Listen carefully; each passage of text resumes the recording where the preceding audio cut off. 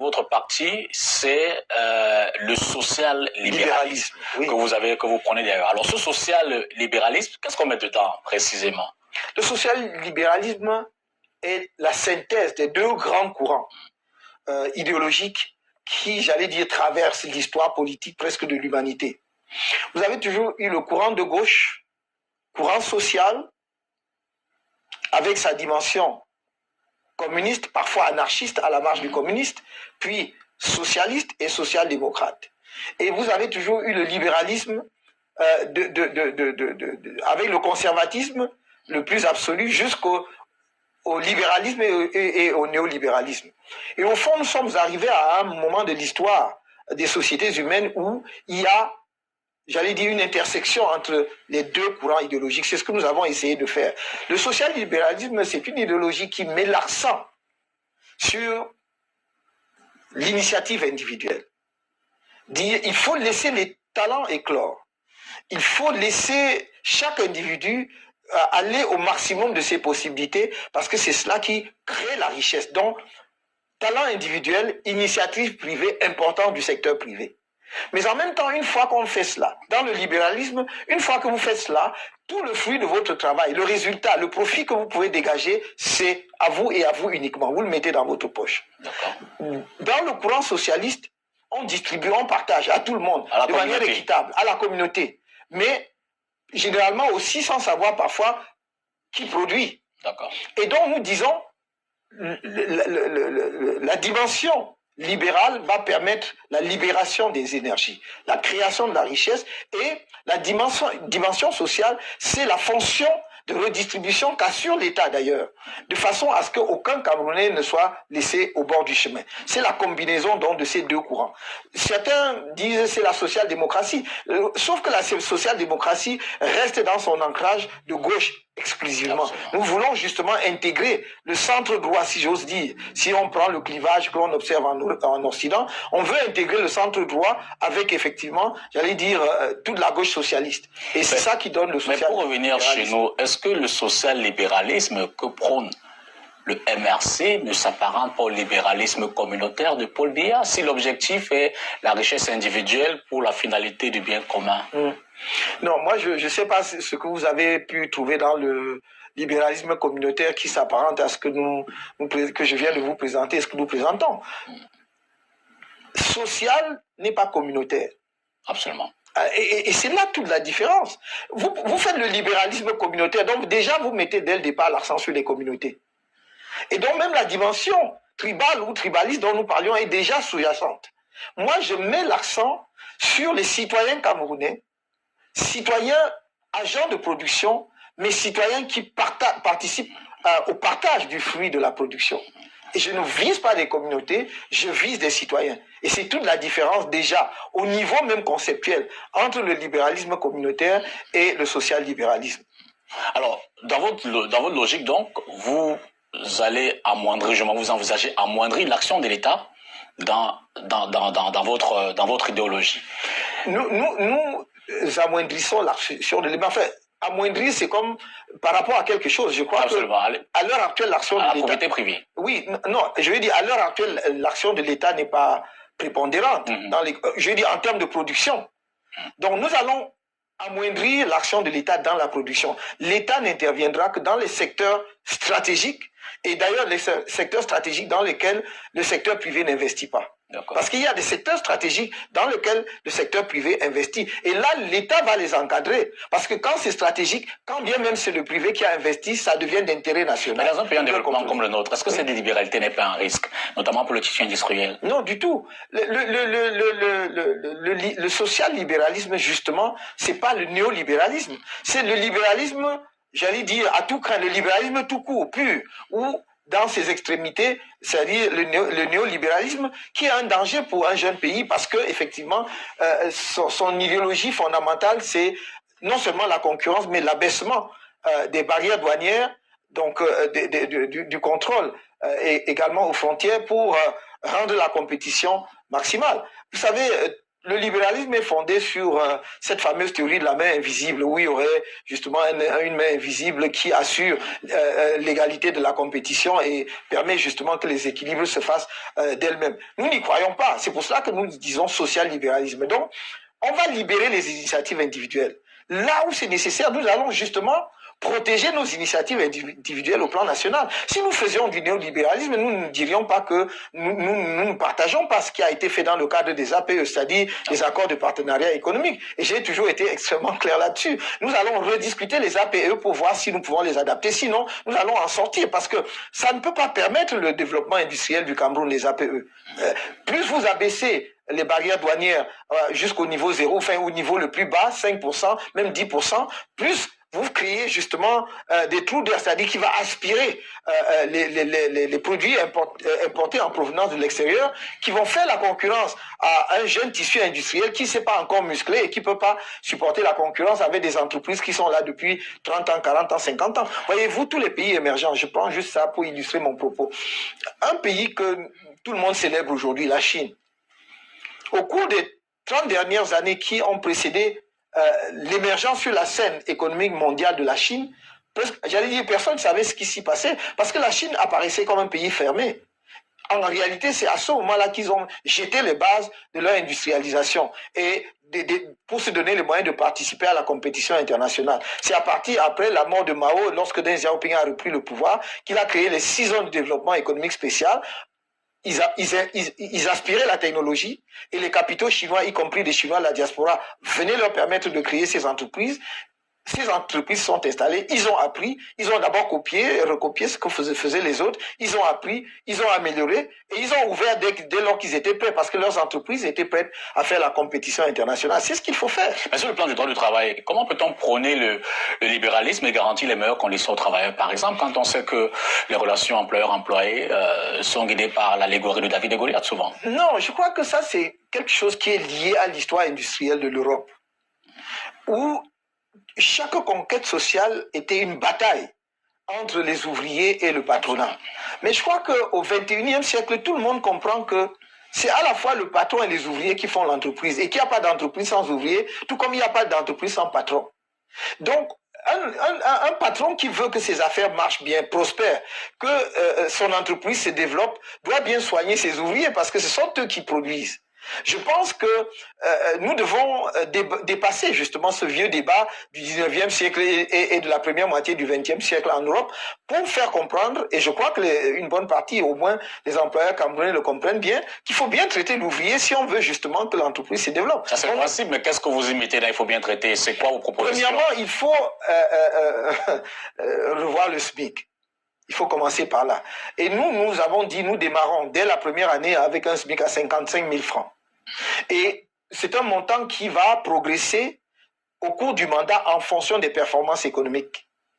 Et donc, si l'économie se porte bien, si la croissance est ce que nous espérons, c'est-à-dire que pour que vers la fin du mandat, on soit dans une croissance à 2 chiffres, le SMIC également ne sera plus à 55 000 francs. Il va croître proportionnellement. Et si la croissance n'est pas bonne? Si la croissance est atteinte, non, le SMIC ne diminue pas. Quand on dit 55 000 francs, c'est le plancher. On ne peut pas aller en dessous parce que nous sommes quand même citoyens de ce pays. Nous savons dans quelles conditions vivent les Camerounais. Avec moins de 55 000 francs, même déjà 55 000 francs, c'est limite. Vous ne pouvez pas vivre dans une ville comme Yaoundé et Douala. Donc c'est le plancher. Si ça ne démarre pas, mais il n'y a aucune raison avec nous pour que l'économie ne démarre pas, d'une part parce que nous savons comment faire démarrer l'économie, nous avons les experts qu'il faut, nous avons aussi l'expérience et surtout les relations qu'il faut pour effectivement attirer les investissements au Cameroun. Croyez-moi,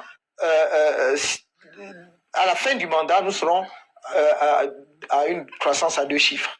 Alors, et donc, j'ai parlé juste du SMIC, c'est pas tout.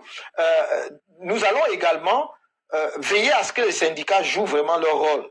Parce que le syndicalisme au Cameroun, parfois on se demande à quoi ça sert, parce que les syndicats sont complètement éteints. Il faut considérer les syndicats comme étant des partenaires sociaux qui effectivement remontent auprès du patronat comme auprès de l'État les préoccupations de la base ouvrière qui en fait qui sont les agents du développement économique. Donc on va veiller à ce que il y ait une vitalité du mouvement syndical. Mais troisièmement, il y a un volet auquel je tiens beaucoup. C'est la santé. Et pas, c'est la santé des Camerounais de façon globale, mais il y a la santé des travailleurs.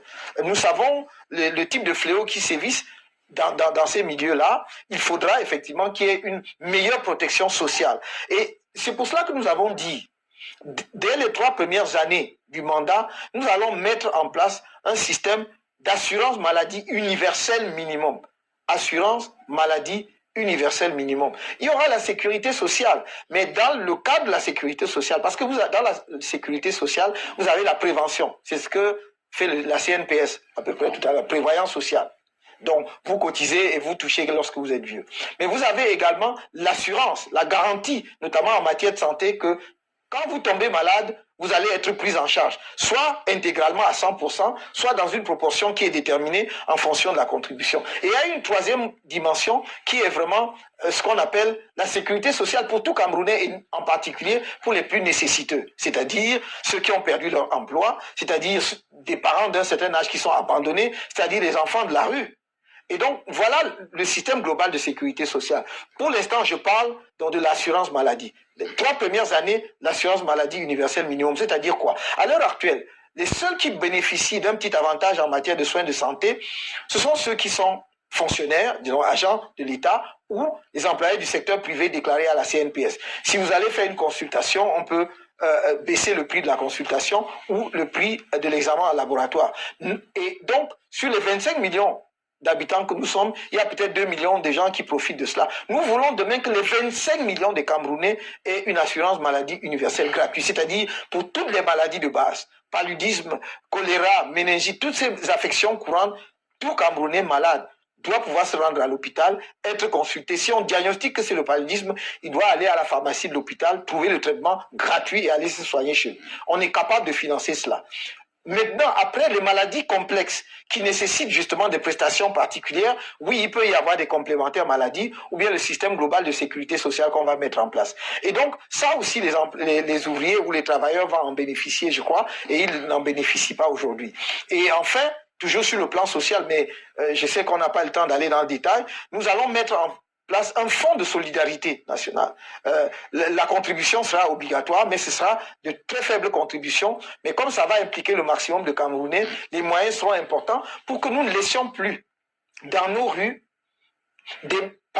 nos parents âgés.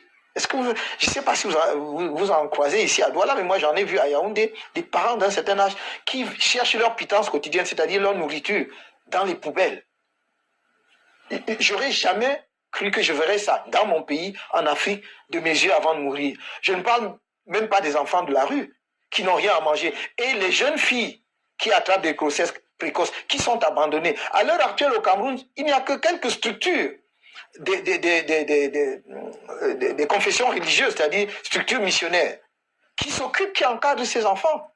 Est-ce que parce que une de nos enfants, à 15 ans, 16 ans, a commis une erreur, a attrapé une grossesse, qu'elle est perdue à jamais? Non, on doit avoir des dons de structures d'encadrement. Et donc, ce fonds de solidarité sociale va nous permettre de mettre en place des structures qui vont les recueillir, en tout cas, soit les recueillir dans un lieu pour les enfants abandonnés ou les parents abandonnés, soit pour les jeunes filles qui sont encore chez eux mais qui ont eu un enfant précoce, de les encadrer pour les remettre dans le circuit scolaire ou bien pour les former, pour les remettre dans une activité. Je vois bien qu'on parlait du fonds.